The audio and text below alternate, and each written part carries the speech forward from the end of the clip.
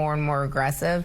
And this is about individual behavior. This is about people who do not take responsibility for the way they act, look, behave. I can remember being a teacher in an inner city school, and I'd have 1 or 2 mothers 2 or 3 times a week, sometimes every day, coming in 30 minutes late with their bonnets and their pajamas and their footies, bringing their kid in, stopping my class 30 minutes late every day, and then copping attitude with me when I would say, you need to bring your child on time.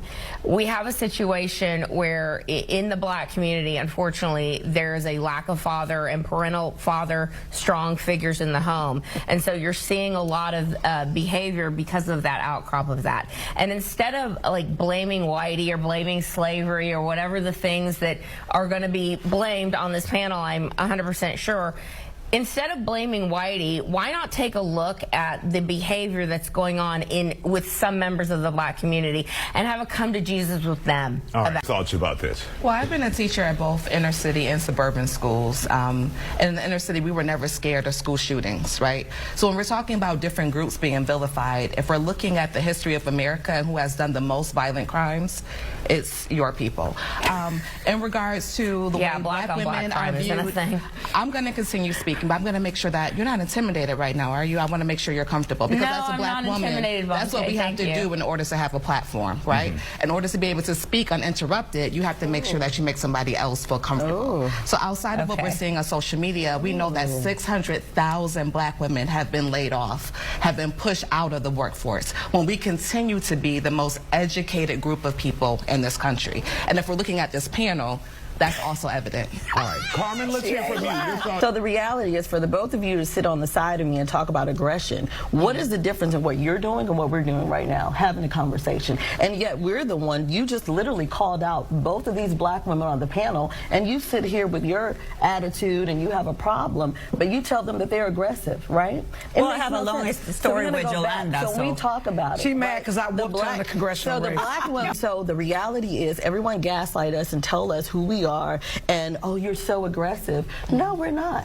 But when you sit here, you jump behind a microphone and you're yelling and screaming and giving your attitude and what you do, it's okay, it's acceptable. Hang on a minute. Wait a minute, and you're the same person, let me finish, and you're the same person talk about calling Jasmine Crockett Miss Ratchet. She's and Representative Ratchet. So the reality is, when you sit here, we're right here, you're considered as being applauded for what you do, right? But the minute a black woman has an opinion and we have something to say, it has nothing to do with having an opinion. All right. You know, it's interesting, you're talking about education, it's merit. Well, I mean, I'm a lawyer. I graduated magna cum laude.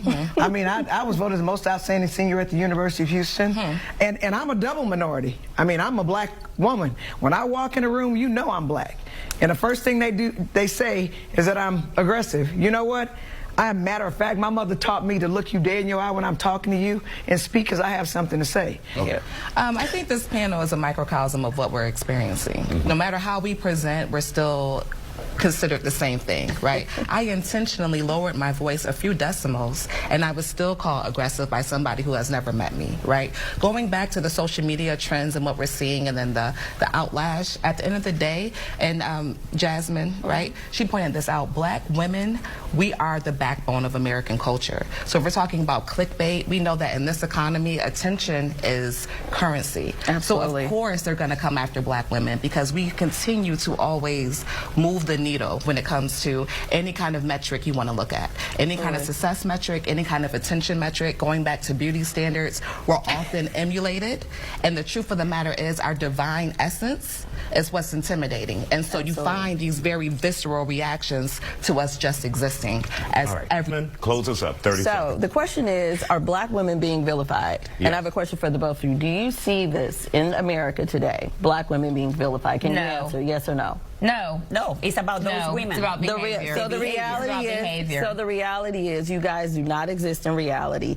And honestly, furthermore, it's actually shameful, because you sit here and you don't see the racist things that you do right now. You don't see it, and you literally, whether you're joking off camera, on camera, whatever, you don't see what you project out regarding black women. So, and it's actually sad, because to sit in between the both of you, and we're letting you know that we feel vilified. vilified, and you have no sympathy, no empathy.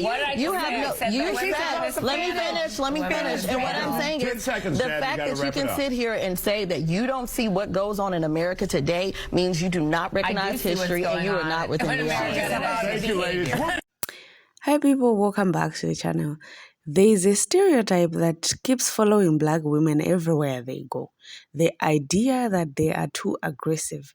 But what if speaking confidently, standing your ground, and being educated is what people are actually reacting to? In this video, we are looking at a heated discussion where black women were labeled aggressive simply for speaking facts. And the responses, they completely flipped the narrative. Let's talk about it.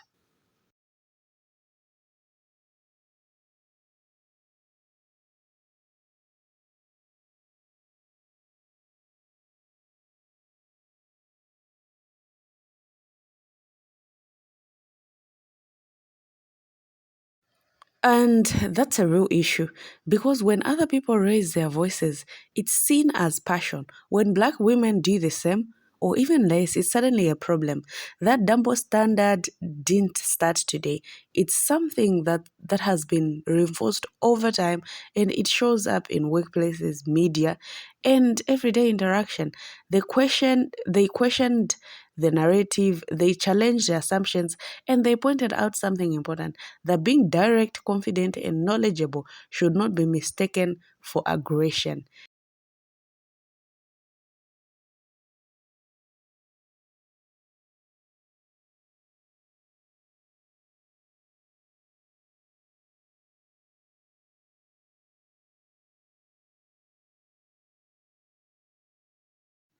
Another key moment was when the idea of femininity was brought up, because who defines it and what does it look like? Is it being quiet, soft-spoken, agreeable, or can it also include being assertive, confident, and unafraid to speak the truth? That's where the conversation really shifted. At the end of the day, this isn't just about one debate. It's about perception, bias, and how society reacts when certain voices refuse to shrink themselves.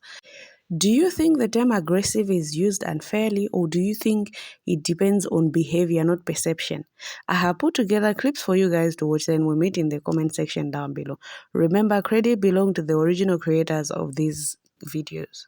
Someone on here said that if someone believes that you're beneath them but you don't act like it, that they literally throw a fit. Like, say you're a minority and you're pretty smart, intelligent, they don't know how to act, they don't know what to do. And this is so true because this actually happened to me. So my friend and I at the time were walking down the waterfront and this car stops in the middle of the road and we look at each other like, damn, we're about to get kidnapped. They rolled on their window and this woman from the passenger seat lunges over to the window and she's like, I love your outfit. And my friend's like, her outfit? And she's like, yes, I love your outfit. You're so pretty. And I was like, no, you're so pretty. We're like giddy over each other for a minute. They drive off and I was like, wow, that was really sweet of them.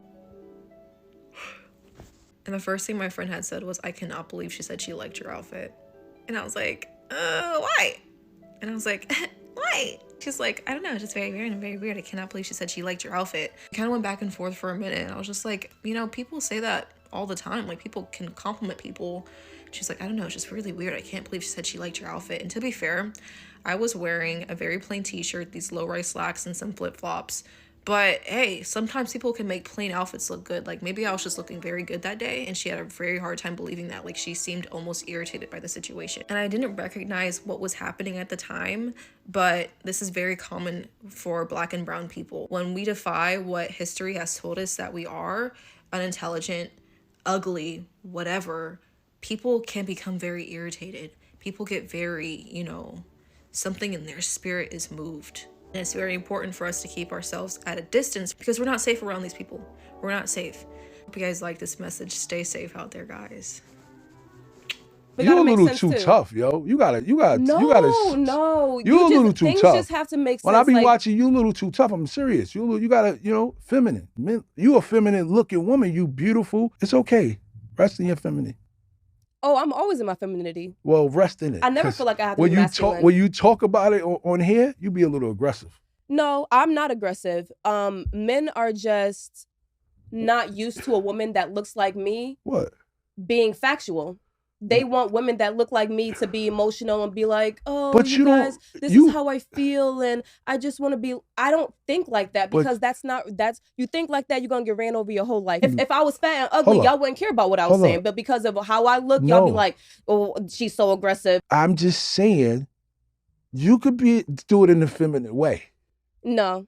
Like, no, thank you. Don't be so aggressive. It's what's okay. Feminine? What's feminine? You. How do you speak in a feminine way? I don't understand. No, that. I'm just saying, it's not even you. That the things like even. As a black woman who's been in Hollywood for several years, do you feel like you had to fight a little extra harder? Your agents had to fight a little extra hard to get the money you deserve? Well, here's the thing about my career. When the telephone didn't ring, I created my own projects. I didn't have time to go, ooh, I didn't get that because I'm black. Ooh, this didn't happen because I'm black. I ain't got time for that, honey. I am an entity. I serve all. I entertain. I didn't let my skin color keep me back from the, yes. I didn't let my skin. That's what you have to do. Thank you. Thank you so much. Yes. Yes. Yes. Now, once again, what was the question? No, I never got into that. I didn't wake up looking for racism. I woke up looking for who I could entertain, who I could help, who I could inspire. You know, I didn't carry that cloud. I was dealing with mental illness. I wasn't looking at the color of people's skin. If you were in the way, you had to move. That's as far as I went with it. I didn't care what your color was. Get out the way. I'd rather overt racism than microaggressions. No, you wouldn't. Yes, I No, you would. wouldn't. That's a because lie. then I can understand like the dichotomy. I don't want to have that false sense of welcome or walk into a place where I feel like I'm safe and then I'm dealing with subtle racism and subtle racist jabs, because when you react to subtle racism, everybody treats you like you're crazy. If you react to overt racism, there are people that kind of understand, oh, you called me a and I beat you up. They kind of get that. Oh, they kind of had it coming. But if you said 14 microaggressive things to me and I spaz out, they're going to be like, what's the problem? They didn't say anything that bad to you. All they said was that you speak well. Why are you so mad? Why are black people so angry? What would you rather? Would you rather know somebody fuck with you or think somebody fuck with you and they really don't fuck with you? Y'all, I was ticked yesterday. And you know, it's not even about the actual money.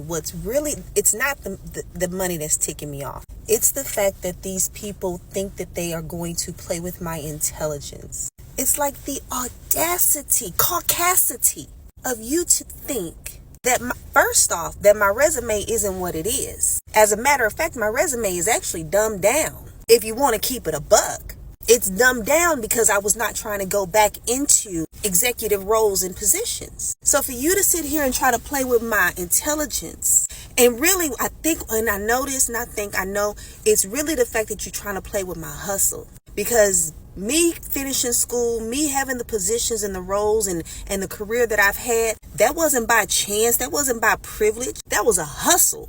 I worked my butt off. I did that. I put myself through school while raising 3 kids, while getting out of DV, while managing major depression and SI. I did that with absolutely nothing and nobody but the grace of God. So what it is that I've accomplished, who I am as a woman today, and for anybody to think you can shrink that, you can minimize that, because who I am as a black woman is intimidating to you. So you want to play with my money because you think you can and not even have a valid reason to do so.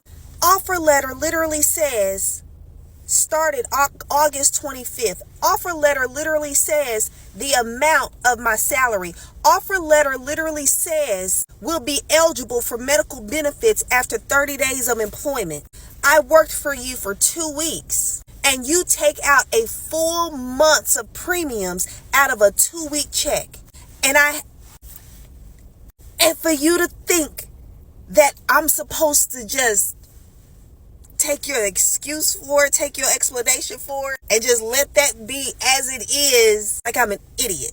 I can show you better than I can tell you.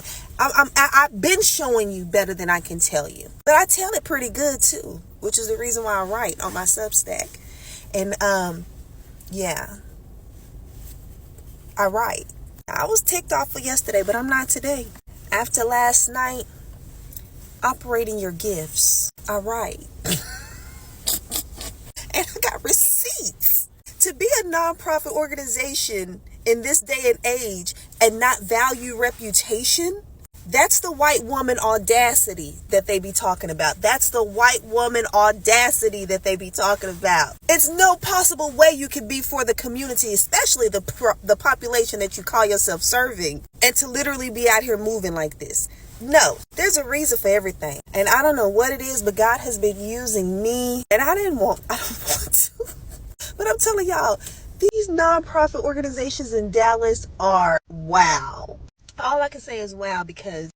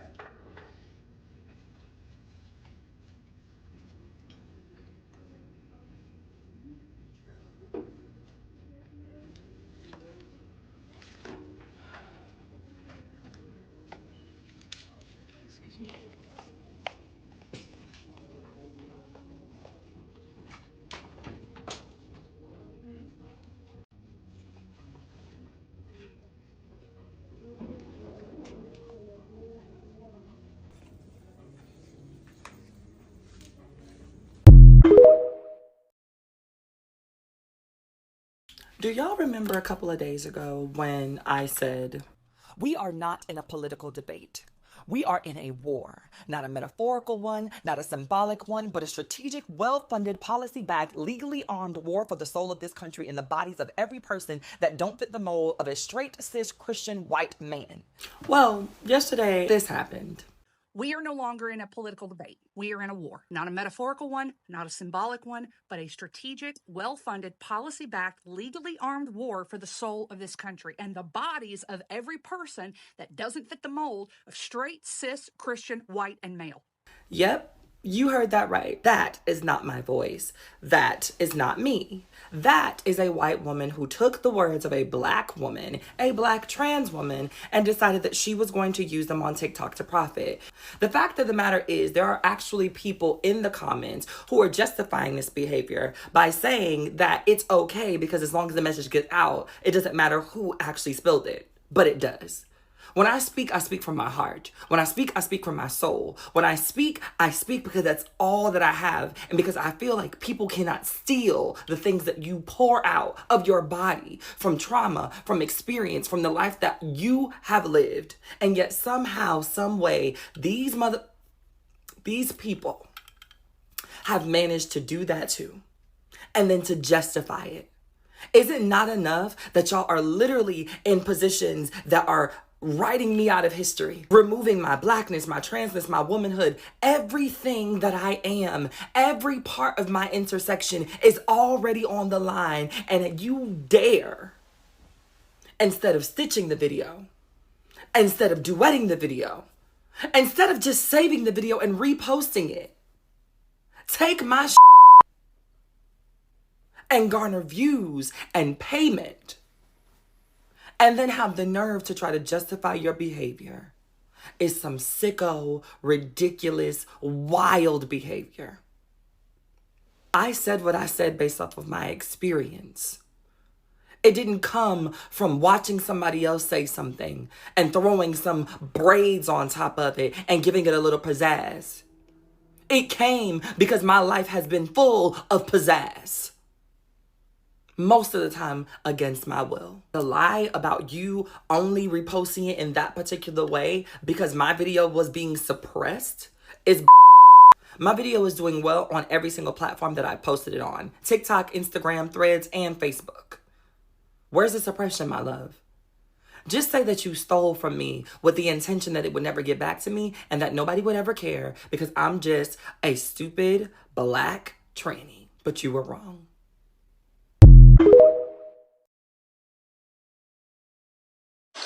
This is why white people don't take us serious. We fighting each other for what? That's the fucking issue. You all care way too much about those people. Black Americans don't give a fuck about how we are perceived by white people in 2025. Some of us might still do, but majority of us do not care. We don't care. Look, it's white people walking by me. I don't give a fuck. I'm making this video. We do not care. Y'all worship white people so much, it's kind of sad because it feels like y'all have a low racial pride and a low racial self-esteem. Why do you give a fuck so much about how we're perceived by these people? Who cares? What have they done to really make your life better? Especially here in America, everything that is working for us, y'all swear that we got everything handed to us by them. We've worked for every fucking thing. Even those of us who are on government assistance. Bitch, that's the closest we will ever get to reparations. And do you know how a lot of these programs came to be? Like WIC, it's because of the Black Panther Party. Free school lunches is because of the Black Panther Party wanting to feed kids and give out free lunches. And the government said, oh no, we can't have black people having a corner on this. We need to control it. So then they started to create programs because of black people. Y'all need to get it the fuck together over on the continent. I don't know why y'all so obsessed. They are obsessed with you. That superiority is inferiority in reverse. Stand up. Like, what the fuck? Have some pride. Stop giving a fucking bootlicking.